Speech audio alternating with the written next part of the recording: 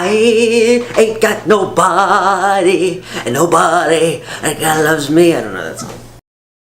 Thank you, and welcome to Quite Contrary, the only show that's mathematically designed to disagree with you. Today we're going to be talking about Labyrinth, but I want you to wait till the very, very end, pretty please, because we have a special message for all our fans. Very exciting. So, Labyrinth!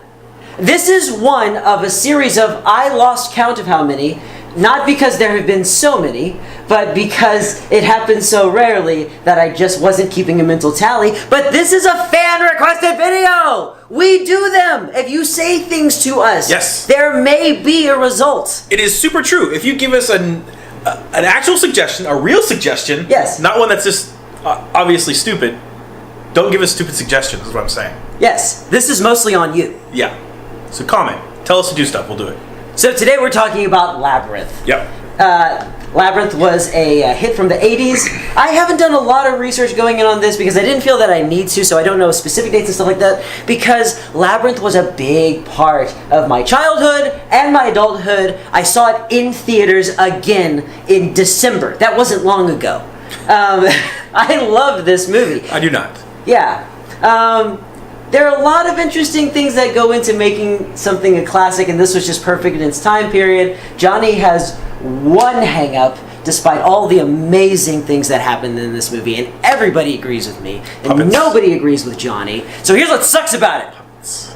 Number one, it's just too Bowie. Absolutely everything about this movie screams Bowie at you. From the promotional artwork to the sets. Bowie is literally carved into absolutely everything in the movie. There's something like a dozen Bowies hidden in there. And the thing is that it's not Jareth. If it were Jareth, it would be fine. But a lot of the allusions to David Bowie are literally just pictures of him in the movie. The problem here is that David Bowie was selected specifically for his celebrity, and they wanted somebody to take the reins of the music, and he did so magnificently, but not in character. Right. There's so many parts of this movie that feel like really thinly veiled excuses for a David Bowie music video. I don't know if that can be said about his last song. Okay. There's a lot going on in that song, so I can't pin down a title for it. But it's like, oh, you turn my world, you precious thing. You know? Yeah. That's definitely got some of the narrative in it. It's expressing emotions, and it's definitely supposed to be in there. Right. Sure. But I don't know. It's this movie. Even just talk to people that love this movie, and all they can usually say about it, it's David Bowie. It's David Bowie, David Bowie, David Bowie, David Bowie, crotch bulge, David Bowie. The thing about the songs being super distracting, the one that I think of as being like a glaring example of this is probably Dance Magic Dance. Yeah. Because it's got... Put on your red shoes and dance magic dance? Yes. Yeah. It's got so little to do with the story. Right. It exposits one piece of information, and that's how long it will take before Toby becomes a goblin. Yeah. That's it. And they made a 2-minute musical number out of it. They could probably make a music video about anything at that point. They could have taken any mundane thing and made a music video out of it. Actually, I already have. Oh.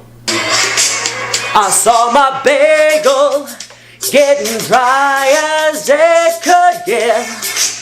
What could I do? The butter was all gone, and the margarine too. What can I do? As I stand in line for chicken wings, it's only 5 seconds. That's not long at all. Then I can skip it. That you too bad, you too bad.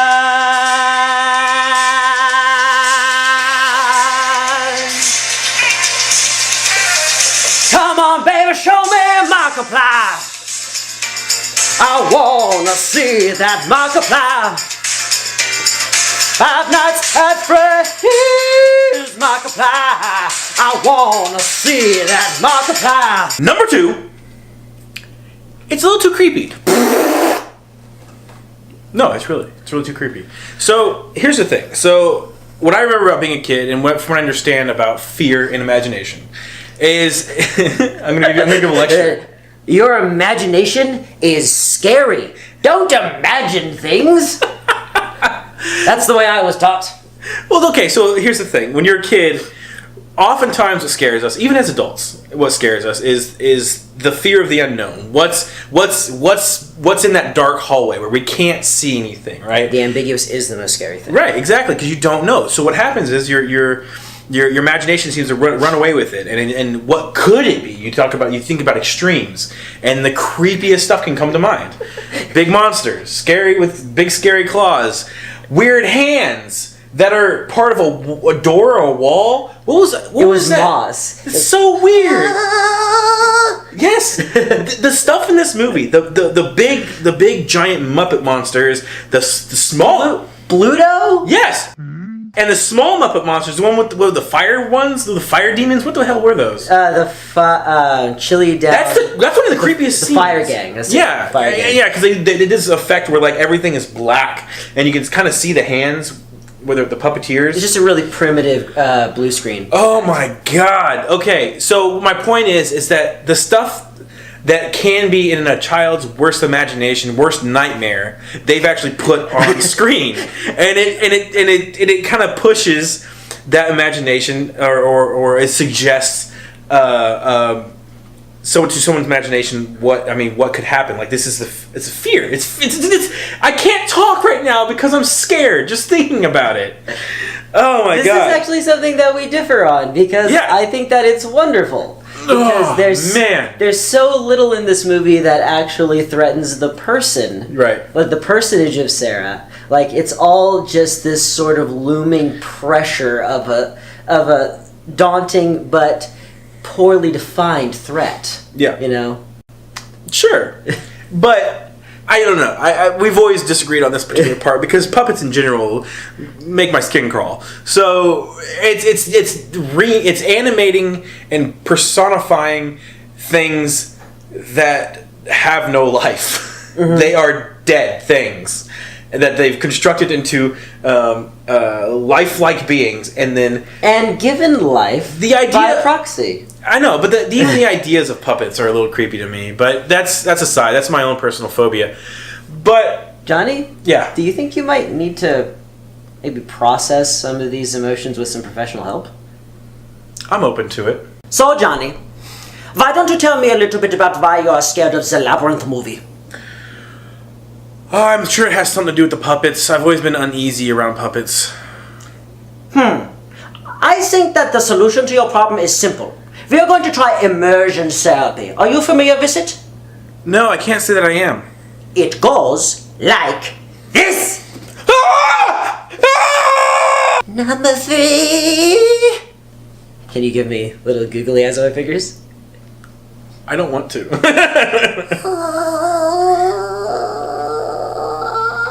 There was no conflict resolution. This movie never really wraps itself up. It has some connection. Okay, how the movie ends. Spoilers for Labyrinth. How old is that movie? It's like 40 years old. Yeah. Okay. I think we can spoil it. So it ends with Sarah finally reaching the Goblin King so that she can get back Toby, which she has absolutely no power to do. And the problem is solved by her remembering her line for a play that she was rehearsing at the beginning of the movie that had nothing to do, like the play wasn't called The Labyrinth or anything. It connects to nothing. They're just magic words that she stumbled upon? Yeah. She says, "You have no power over me." You have no power over me. That's it? That's it. And Bowie proceeds to have every bad guy in kid movie death possible simultaneously.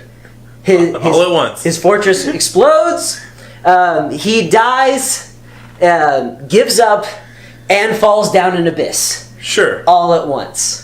Okay. Completely decimated him because she remembered her line for a play that she's not even in. She just likes to, she remembers the lines and does it by herself in the park with her dog. I forget that you don't know this movie very well. No, I don't. I forget. I'm not even sure I've seen the end. I give up every time. I think last time... So did Bowie. That's what happened. Actually the last... It was 5 o'clock, and he was like, "You fix it in post." Now, what bugs me about this particular vehicle for a conflict resolution is that everything about it is random, which means that she could have accidentally solved the problem at any time in the movie by saying any random thing to him. Sure. She says a lot of stuff to him. It's all junk. That could have worked. Yeah. It doesn't look that far. That would have made just as much sense. I don't know why, but every now and again in my life, for no reason at all, I need you. Oh, let's not make yours and Bowie's relationship any creepier. And that's our show, ladies and gentlemen, and now it's time for our very special, very much anticipated secret message. Don't forget to drink your Ovaltine. That was... Crummy commercial?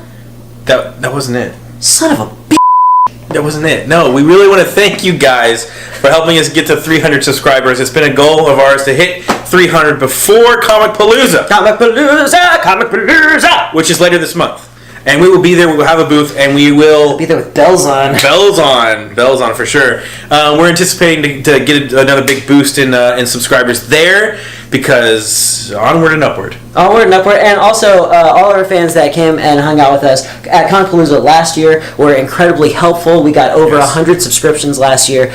We couldn't be more thankful for everybody who contributed, and we're so glad that we're still doing this and we're still growing and still getting videos to you that you seem to be enjoying. Absolutely. Thank you to every single person who's watched even a few seconds of our videos. You guys are awesome. Because on average, we see the analytics. Yep. And a special thank you to our patrons as well. There'll definitely be a link to all that information if you want to check that out in the description. And what else do we have to say, Zach? While we're here, don't forget, if you suggest a movie to us, we'll do our letter best to do this. I went out on Facebook and asked for some suggestions for the 300 subscriber promotional video, and it just so happened that Labyrinth was one of those names that popped up. It was picked, but out of the blue, if you're like, please do this one, if just randomly you're one guy who's like, please do this one, definitely. Yeah. Go for it. We will probably do it. We ran into an awesome fan of ours, or he became a fan, actually, last year at Comic Palooza, and he said, I love Lobo. You guys should do a Lobo. It exists. Look in the videos up in our library. Is there not a link? Oh, yeah, right there. On my face. Yep, there's a Lobo link. Do we have any other fan ones? We'll figure it out. Yeah. Any other fan thing that we've done. Yeah. It'll definitely be here. Oh, you know what? We've got some stuff from Comic Palooza last year. Mm-hmm. Oh, boy, I love some of those videos. Yeah. Please click them. Yeah, click them, check them out. And we're doing some more videos this year. It's going to be a lot of fun. Come check us out at Comic Palooza in Houston at George R. Brown Memorial Day weekend. Bye-bye! Are we ending the video? No.